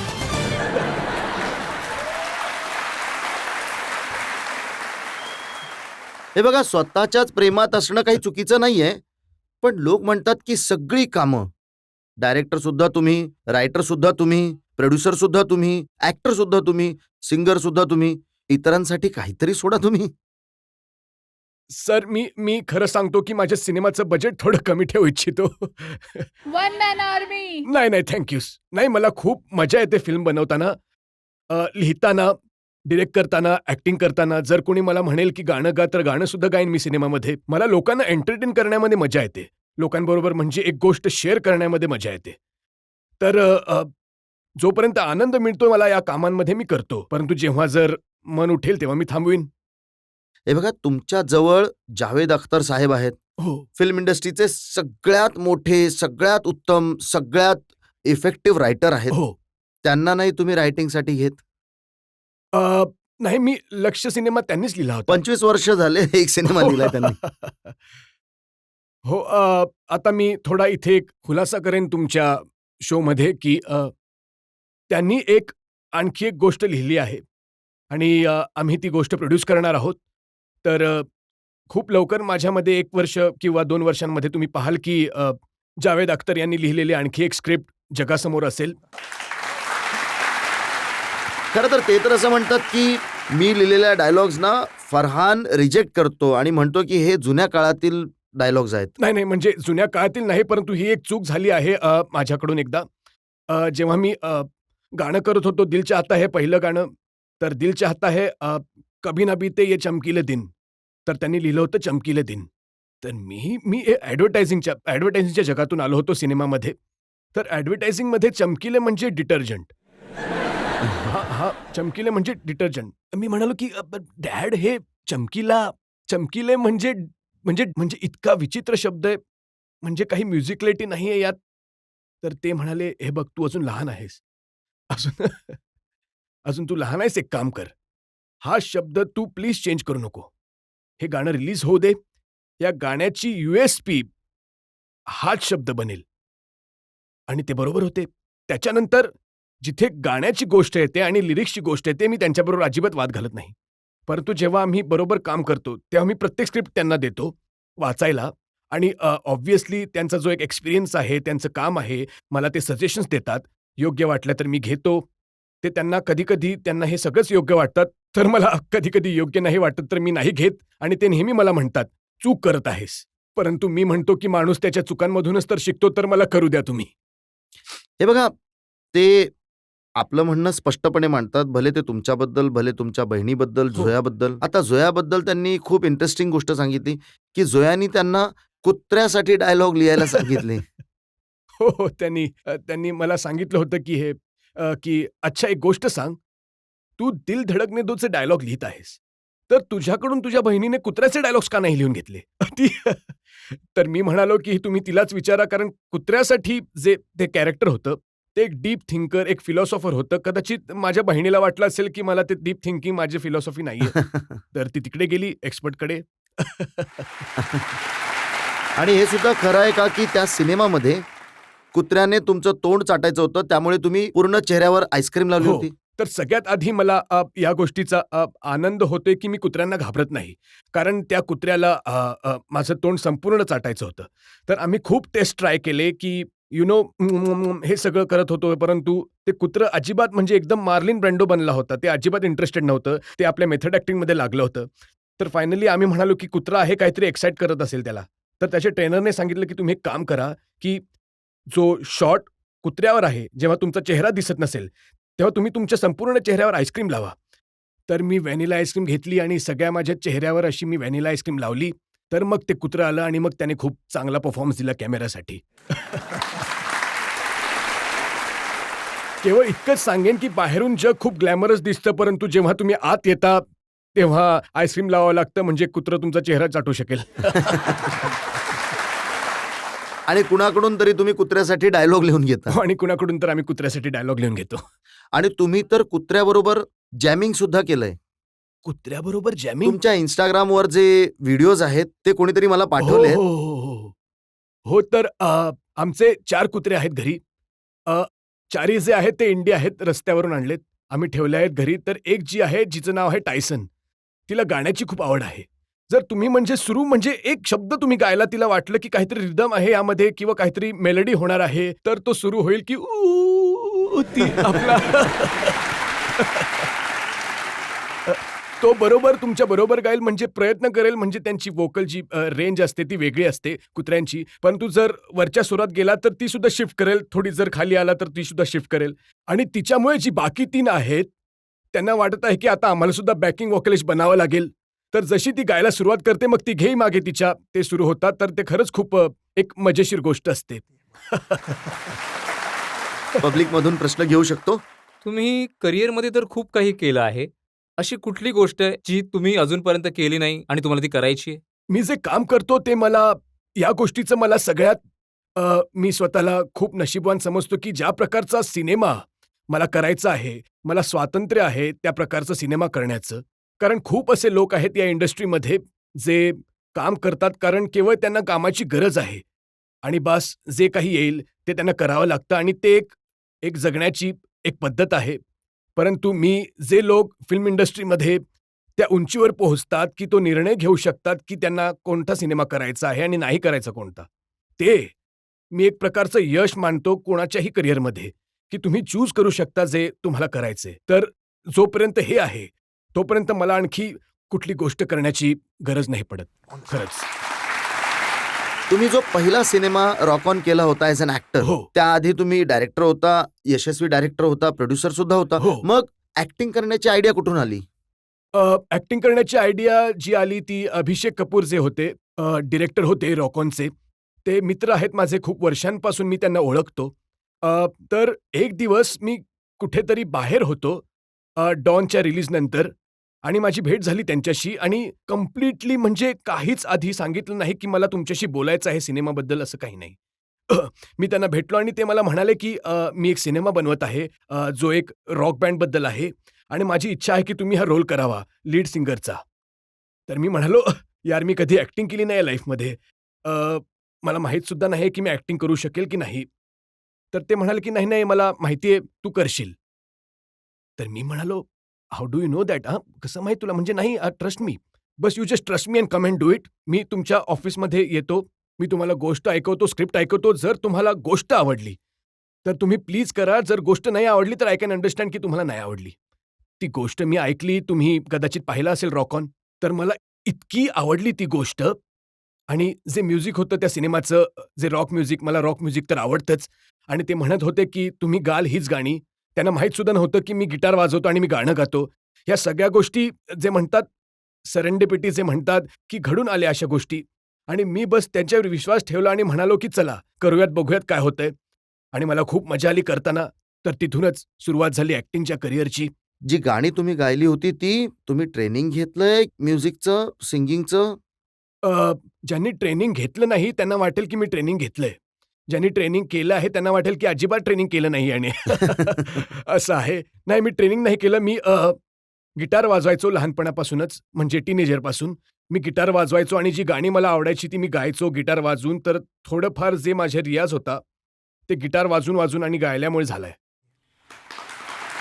कारण मी बघत होतो तुम्ही फक्त स्वतः गाणी नाही गायलीत, हो. तुम्ही बच्चन साहेबांकडून सुद्धा गाणं गाऊन घेतलं, तुम्ही ऋतिक रोशनकडून गाणं गाऊन घेतलं, हो, हो. प्रियंका चोप्राकडून तुम्ही गाणं गाऊन घेतलं हो. आपल्या सिनेमासाठी. नाही म्हणजे ते बच्चन साहेबांचा तर आवाजच आहेच, म्हणजे कौतुक करण्यासारखा. त्यांनी गायलं सुद्धा आहे. बऱ्याच त्यांच्या सिनेमांमध्ये गाणी गायली आहेत आणि हे जेव्हा गाणं आलं अतरंगी यारी, तर तो सिनेमा जो होता वजीर मैत्रीबद्दल होता आणि एक खूपच अनलाइकली फ्रेंडशिप की जो एक रिस्पेक्टेड ओल्ड चेस प्लेअर एक माणूस आहे आणि जो एक पोलीस ऑफिसर एका दुःखातून वगैरे जात आहे. तर जी एक अनलाइकली फ्रेंडशिप जी होती ती कॅप्चर करायची होती गाण्यामध्ये. तर हे जे रोचक कोहली जे आहेत खूपच चांगले म्युझिक कंपोजर आहेत. त्यांनी हे गाणं बनवलं होतं. तर मला तर जेव्हा कोणीतरी म्हणालं, की तुम्ही बच्चन साहेबांबरोबर एकत्र गाणार आहात, तर मग मला तर इतकी एक्साइटमेंट झाली. अजून सुद्धा एक्साईट होत आहे. ते सगळं आठवून, की असं सगळं झालं होतं. आणि एकतर आम्ही स्टुडिओमध्ये हे गाणं एकत्र गायलो आणि त्याच्यानंतर एक कॉन्सर्ट झाली होती मुंबईमध्ये. ग्लोबल सिटिझन म्हणून एक कॉन्सर्ट होती आणि स्टेजवर त्यांच्याबरोबर मला हे गाणं गायची संधी मिळाली आणि माझ्या करिअरमध्ये आय थिंक ती एक प्रॉबब्ली ग्रेट अचीव्हमेंट होती. आणि ऋतिक, त्यांना तर डान्ससाठी लोक ओळखायचे. हो, नाही, परंतु ऋतिक सुद्धा ते कंप्लीट ॲक्टर आहेत. ते आपल्या आवाजावर काम करतात. ते सिंगिंग क्लासेस सुद्धा घेतात. कारण जर तुम्ही तुमच्या आवाजामध्ये एक रेंज आणि जर तुम्ही कंट्रोल करू शकला तुमच्या आवाजाला, तर ते तुमच्या ॲक्टिंगमध्ये सुद्धा कामी येतं, की तुम्ही पिच करू शकता एखाद्या परफॉर्मन्सला कुठल्यातरी प्रकारे किंवा कुठल्यातरी एका डायलॉगला लो ऑक्टेव्ह बोलून सडनली एका वरच्या ऑक्टेव्हमध्ये तुम्हाला घेऊन जायचं असेल, तर तो एक इफेक्ट असतो. तर ते स्वतःवर कायमच काम करत राहतात, जे कुठल्याही ॲक्टरला आल्या पाहिजेत अशा गोष्टी. आणि जोयानं डिसाईड केलं होतं, की हे जे गाणं आहे सेनोरिटा, हे जे ॲक्टर आहेत ते तिघेच्या तिघे ॲक्टरच गातील. तर मी तर बराच कम्फर्टेबल होतो, की मी गाईन. ऋतिक गेला शंकर महादेवजींना भेटायला आणि शंकरजींबद्दल मी हे सांगेन, की मी सुद्धा आपली रॉक ऑनची गाणी त्यांच्याबरोबर आधी गायली आहेत. मी इतका नर्व्हस होतो, जेव्हा मी स्टुडिओला गेलो होतो त्या रेकॉर्डिंगसाठी. तर मी पोहोचायचो तिथे, तर काच असते, तुम्ही बूथमध्ये असतात, ते समोर शंकरजी होते आणि साउंड इंजिनियर होते, 1-2 लोक होती. तर मी त्यांना म्हणालो, की आणि ऋतिकबरोबर सुद्धा हेच झालं होतं. तर ते म्हणाले, "सगळ्यात आधी बाकी सगळे लोक त्यांची गरज नाहीये, तुम्ही इथून निघून जा." कारण होऊ शकतं, की इथे मला वाटतं, की मी मी किशोर कुमारसारखं गात आहे आणि तिथे एका गाढवाचा आवाज निघत आहे. काय माहीत? तर बाकी सगळे बाजूला व्हा, केवळ एक शंकर महादेवन असतील. तर मी त्यांना म्हणालो, की "सगळे लाईट्स ऑफ करा तुम्ही स्टुडिओचे. मला कुणी मला बघू नये." की मी उभा राहून म्हणजे ते गातात ना जे अ, अ, कसलेले सिंगर असतात, मी त्यांच्याबरोबर काम केलं आहे. एक पद्धत असते त्यांची कसे उभं राहायचं, ते एक पोश्चर असतं. हाताने म्हणजे सुद्धा जे काही एक्सप्रेशन असतात त्यांचे हाताने असतात. मला हे सगळं माहीत नव्हतं. मी विचार केला की माझ्या हातामध्ये माईक पकडेन आणि मी डान्स करेन अंधारामध्ये आणि गाणं म्हणेन म्हणजे एकदम सहजपणे एक फ्लोमध्ये निघून जाईल गाणं. तर अशा प्रकारे मी केलं आणि ऋतिक जेव्हा आले, तेव्हा शंकरजींबरोबर आले. तर पहिल्याच दिवशी शंकरजी त्यांना म्हणाले, की "काही रिहर्सल नाही, काही करायचं नाही. आपण गाणं ऐकलंय. घरी तुम्ही थोडीफार रिहर्सल केली असेल. जस्ट सरळ बूथमध्ये जा आणि सरळ गायला सुरू करा. कारण जोपर्यंत तुम्ही गायला सुरू करणार नाही, तोपर्यंत सतत तुम्हाला तुमचं माइंड सांगत राहील, की नाही माझ्याकडून हे होऊ शकत नाही." तर he has been very instrumental for me आणि मला वाटतं, की ऋतिकसाठी सुद्धा गाण्यासाठी हे असंच असेल. हे खरं आहे का, की एकदा तुम्हाला ए आर रेहमान साहेबांनी गाणं गाण्यासाठी सांगितलं होतं आणि तुम्ही नकार दिला होता?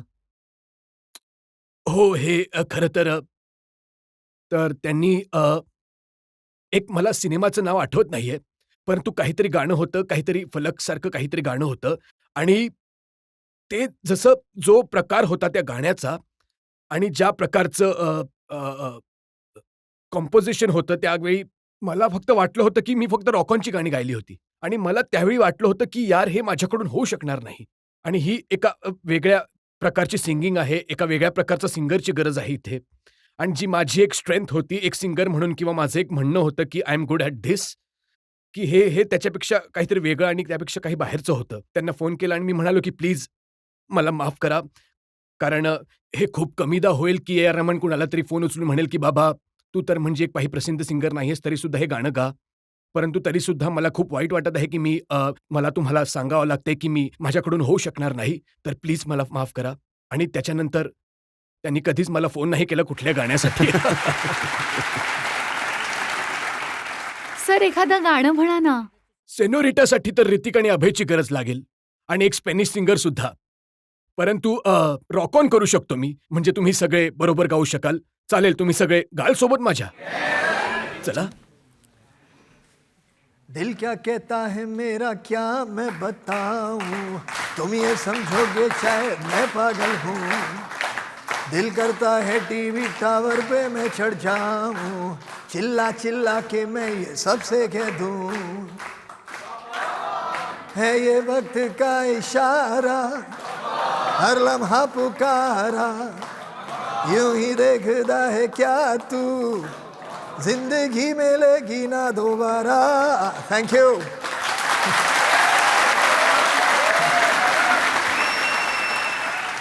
तर इथे आणखी एका ब्रेकसाठी थांबूयात आणि ब्रेक नंतर आपकी अदालतमध्ये फरहान अख्तर यांच्यावर आरोप आणि प्रश्नाचा आणखी एक भाग. जी एक गोष्ट आहे जीचा मी द्वेष यासाठी करतो की मी घाबरतो तिला खूप, आणि ते आहे कॉक्रोच. त्याचा मला काहीतरी प्रॉब्लेम आहे लाईफमध्ये. Welcome back. आपकी अदालतमध्ये आज आपण खटला चालवत आहोत, प्रश्न विचारत आहोत फिल्म स्टार फरहान अख्तर यांना. आपकी अदालतमध्ये पुढचा आरोप. आपकी अदालतमध्ये फिल्म स्टार फरहान अख्तर यांच्यावर आरोप आहे की हे अनावश्यक विवादांमध्ये पडतात. हे बघा, तसं तर तुमचं लाईफ साधं सरळ आहे. तुम्ही सुद्धा म्हणता की मी केवळ माझ्या कामावर फोकस करतो, इकडे तिकडे कुठल्या प्रकरणात नाही पडत. हो. परंतु 2-3 इन्सिडेंट असे झाले, जो बॉबी देओलचा सिनेमा आहे ॲनिमल, हो, त्याच्याबद्दल तुम्ही कमेंट केली की हे जे कॅरेक्टर आहे ते प्रॉब्लेमॅटिक आहे. सर, ही जी टॉक्सिक मॅस्क्युलिनिटी जी असते ती एक प्रॉब्लेम आहे.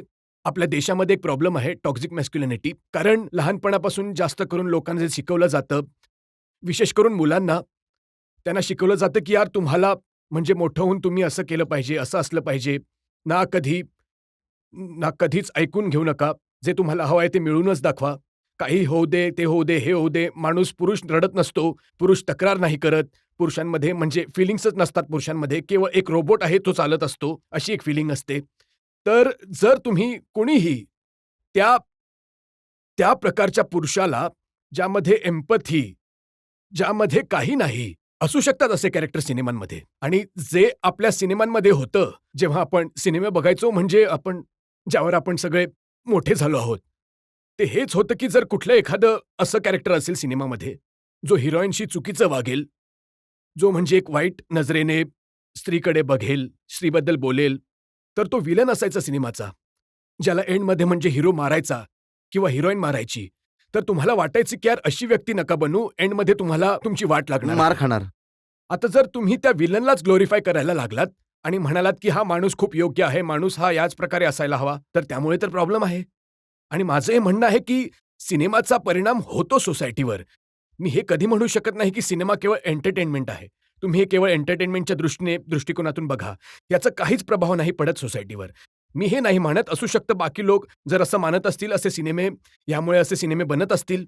माझं हे म्हणणं आहे की तुम्ही लक्षबद्दल मी आत्ता बोलत होतो. जर मी त्याचा परिणाम बघितला सोसायटीवर, त्याचा परिणाम बघितला, जो एक मुलगा होता जो म्हणाला मला आर्मी जॉईन करायची आहे, तर मग मी हा का नाही विचार करणार की मी जर असा सिनेमा बनवला जो एकदम अत्यंत वाईट प्रवृत्तीच्या माणसावर हा सिनेमा बनलाय, तर त्याच्यापासून इन्स्पायर नाही होणार? हा कसा मी विचार करू शकतो? परंतु तुम्ही लक्षचा परिणाम बघाल, मिर्झापूरचा काय परिणाम होत आहे ते नाही बघणार. नाही, तुम्ही बरोबर बोलत आहात. तुम्ही अगदी योग्य बोलत आहात. परंतु जर तुम्ही मिर्झापूर सुद्धा बघाल, त्यामध्ये जो दृष्टिकोन आहे डायरेक्टरचा, की काय चुकीचं आहे आणि काय बरोबर आहे ते योग्य आहे. म्हणजे जो माणूस त्यामध्ये सुद्धा वाईट आहे, जो चुकीचं काम करत आहे, ते मी दाखवत आहे तुम्हाला. मला व्हायलन्सची काही प्रॉब्लेम नाही, मला कुठल्याही प्रकारच्या डायलॉगशी काही प्रॉब्लेम नाही. परंतु जो दृष्टिकोन आहे डायरेक्टरचा, कुठल्या प्रकारे, कुठल्या कारणामुळे आपली गोष्ट सांगत आहे, काय इन्व्हेस्टमेंट आहे त्याची, काय ग्लोरिफाय होत आहे, यात काय सांगत आहे की यार हे सुद्धा होतं जगामध्ये, परंतु ही चांगली गोष्ट नाहीये, तुम्ही दाखवा, काही त्यावर प्रॉब्लेम तर नाही. कोणीतरी FIR सुद्धा नोंदवली होती, तुमच्या विरोधात केस सुद्धा केली होती मिर्झापूरच्या नाही, विरोधात. केस जी झाली होती ती कोणीतरी केस केली होती की तुम्ही मिर्झापूरचं नाव खराब का करत आहात. तर परंतु आता तो म्हणाला होता की मी मिर्झापूरवाला आहे, मी जिथे जातो हो. लोक मला कालीन भैया म्हणतात. अच्छा, हे मला आठवत नाही.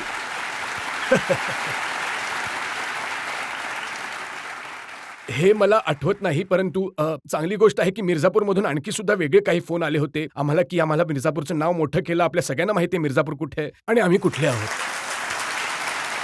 पब्लिकमधून 1-2 प्रश्न आणखी घेऊ शकतो. हो. Just final round. हो, माझा प्रश्न तुम्हाला हा आहे की तुम्हाला आम्ही सगळ्यांनी कायम कूल आणि कंपोज मूडमध्ये पाहिलंय. तुम्ही इथे सुद्धा त्याच मूडमध्ये दिसताय. कुठली एखादी अशी गोष्ट आहे का किंवा असं काही आहे का जे तुम्हाला खूप जास्त ट्रिगर करतं किंवा त्या गोष्टीचा खूप राग येतो तुम्हाला? हो, सगळ्यात जास्त जे आहे ते आहे violence against woman, discrimination against woman. मला खूप राग येतो. तुम्हाला तेव्हा राग नाही आला का जेव्हा नसरुद्दीन शाह सारखे ऍक्टर म्हणाले की I don't care about Farhan Akhtar, I don't watch his films. नाही, त्यामध्ये राग येण्यासारखी गोष्ट नव्हतीच. मला वाईट वाटलं. मला वाटलं की जर त्यांनी बघितलं असते माझे सिनेमे तर कदाचित त्यांचं mind मिल्खा जरा सिंग बदललं बघितल्यानंतर असतं. सुद्धा जर कोणी असं म्हणेल हो की मला यांची ऍक्टिंग आवडत नाही, तर मला वाटतं कुठेतरी गडबड आहे. सर, याचं हा उत्तर तर तेच देऊ शकतात तुम्हाला. इतक्या वर्षांपासून ओळखतो मी त्यांना. आम्ही सोबत काम सुद्धा केलंय जिंदगी ना मिलेगी दोबारामध्ये. आणि ते तर मला म्हणजे लहानपणापासून ओळखतात. मी तर थोडं म्हणजे जेव्हा समजायला लागलं की कोण कोण आहे तेव्हा मला कळलं की माझी केवळ ही एक गोष्ट होती जी मला थोडीफार वाईट वाटली आणि ती ही होती की तुम्ही म्हणजे एक खूपच म्हणजे कमालीचे परफॉर्मर आहात, म्हणजे त्यावर काहीच वाद नाहीये. खूपच मोठे ॲक्टर आहात आणि जर तुम्हाला वाटत असेल की या व्यक्तीचं काम चांगलं व्हावं, याचं काम इम्प्रूव्ह व्हावं, तर त्याची एक पद्धत असते की मी असं केलं असतं. मी फोन उचलला असता. ज्याला फोन लावला असता, ज्याच्याशी कोणाशी मला बोलायचं आहे आणि म्हणालो असतो मी की बाबा तू माझ्या घरी ये, मला तुमच्याशी काहीतरी बोलायचं आहे. मी तुमचा हा सिनेमा बघितला आणि हे असं मला वाटलं. जर तुम्ही पॅशनेट असाल की तुम्हाला ॲक्टिंग करायची आहे, तर तुम्ही या गोष्टीवर थोडा फोकस करा. की एक पद्धत असते. एक प्रेसमध्ये जाऊन बोलणं की मला असं वाटलं, तर आय फाउंड दॅट डिस्टेस्टफुल. बस इतकंच होतं. परंतु त्या व्यतिरिक्त त्यांचं ओपिनियन आहे, त्यांना नाही आवडली तर म्हणजे मी ती गोष्ट नाही बदलू शकत. He is entitled to it. एक प्रश्न आणखी घेऊ शकतो? सर, तुम्हाला आयुष्यात कुठल्या गोष्टीची भीती वाटलीये? मला केवळ म्हणजे या गोष्टी सोडून की ज्या म्हणजे जे जवळचे लोक आहेत, फॅमिली आहेत, जवळचे मित्र आहेत, त्यांचं आरोग्य, त्यांची तब्येत चांगली राहावी, त्यांना काही होऊ नये, त्यांची सेफ्टी कायम राहावी, जे आरोग्य आहे ते चांगलं राहावं, ते कायम एक माइंडमध्ये असतं. परंतु त्याच्या व्यतिरिक्त जी एक गोष्ट आहे ज्याला मी द्वेष यासाठी करतो की मी घाबरतो त्याला, आणि ते आहे कॉकरोच. त्याच्याशी मला काहीतरी प्रॉब्लेम आहे लाईफमध्ये. कॉकरोचची भीती हो वाटते. हो हो खूप. मला आजपर्यंत समजलं नाही की ते आहेत का. मी नाही, खरंच असेल, सर्कल ऑफ लाईफमध्ये आहे त्यांचं, जे नेचरमध्ये जो रोल असतो काहीतरी असेल, परंतु ते मला समजलं नाहीये की ते का आहेत. आणि ज्या प्रकारे जर ते कधी निघाले बाहेर आणि तुमच्याकडे पाहिलं आणि ते असं करायला सुरू करतील आणि असं वाटतंय की ते पारखत आहेत की म्हणजे मी किती घाबरवू शकतो या व्यक्तीला, तर आहे त्याच्यामध्ये काहीतरी आहे. मला जसं कॉकरोच मी बघतो तर मला वाटतं की यार मला अंघोळ करावी लागेल आता, अशी एक फिलिंग येते. तर ती एक अशी गोष्ट आहे जिला मी फार घाबरतो. सर, मला एक प्रश्न विचारायचा आहे की तुम्ही आतापर्यंत खूप म्युझिक कॉन्सर्ट्स केलेत, तर तुमच्या एखाद्या फॅनने तुम्हाला क्रेझी क्वेश्चन विचारलाय? कुठल्या तरी फॅनने? Yes sir. हो, म्हणजे सगळ्यात क्रेझी जे मला कोणीतरी विचारलं आहे ते म्हणजे विचारलं नाही, म्हणजे ओरडून मला ते म्हणाले होते की स्टेजवर होतो, टी शर्ट काढा.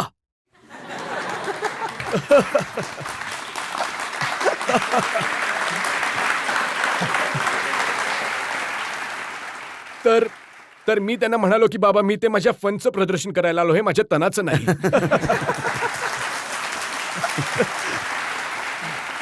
फरहान, आम्ही तुम्हाला प्रत्येक प्रकारचे प्रश्न विचारले, तुमच्या सिनेमाबद्दल, आयुष्याबद्दल, कॉन्ट्रोव्हर्सीज बद्दल, आणि चांगली गोष्ट आहे की तुम्ही कुठलीही गोष्ट डक करण्याचा प्रयत्न केला नाही. प्रत्येक प्रश्नाचं मोठ्या निर्भीडपणे उत्तर दिलं. Thank you sir. आपण एका ब्रेकसाठी थांबूयात आणि ब्रेक नंतर ऐकूयात आपकी अदालतमध्ये आजचे जज रिटायर्ड मेजर जनरल संजय सुरी यांचा निर्णय आजच्या खटल्यावर.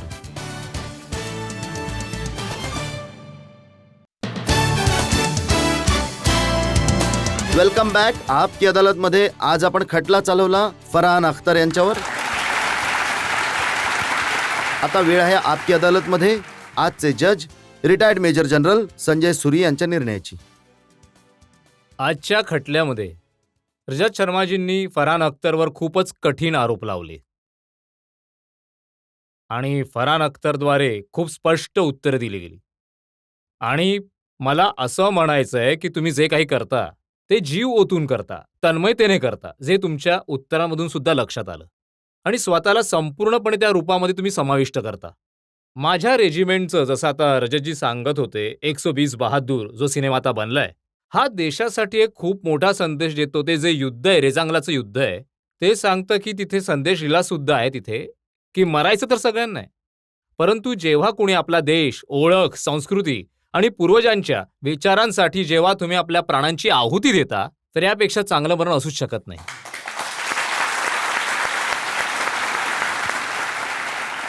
तुम्ही या सिनेमाच्या शूटिंगसाठी ज्या प्रकारे 14,000 फीटवर गेलात, कमी ऑक्सिजनमध्ये, थंडीच्या ऋतूमध्ये, एका सैनिकाचं आयुष्य अनुभवलंत तुम्ही.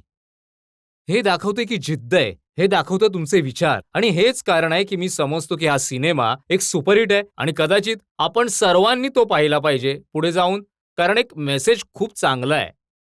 मी तुमची उत्तरं आणि जिद्द बघून तुमची सर्व आरोपांमधून निर्दोष सुटका करतो. परंतु एक शिक्षा माझ्याकडून देणार आहे मी, हो, की एक असा सिनेमा देशासाठी आणखीन बनवा. नक्कीच सर, नक्कीच बनवेन. थँक्यू. या आशेने आणि विश्वासाने की फरहान अख्तर अशाच प्रकारे या देशाच्या लोकांना एंटरटेन करत राहतील आणि देशाच्या लोकांना एज्युकेट करण्यासाठी, मोटिवेट करण्यासाठी, इन्स्पायर करण्यासाठी असे सिनेमे बनवत राहतील. आजचा शो इथेच संपवूयात. पुढच्या आठवड्यात तुमच्याशी पुन्हा भेट होईल एका नवीन व्यक्तिमत्वाबरोबर. तोपर्यंत नमस्कार.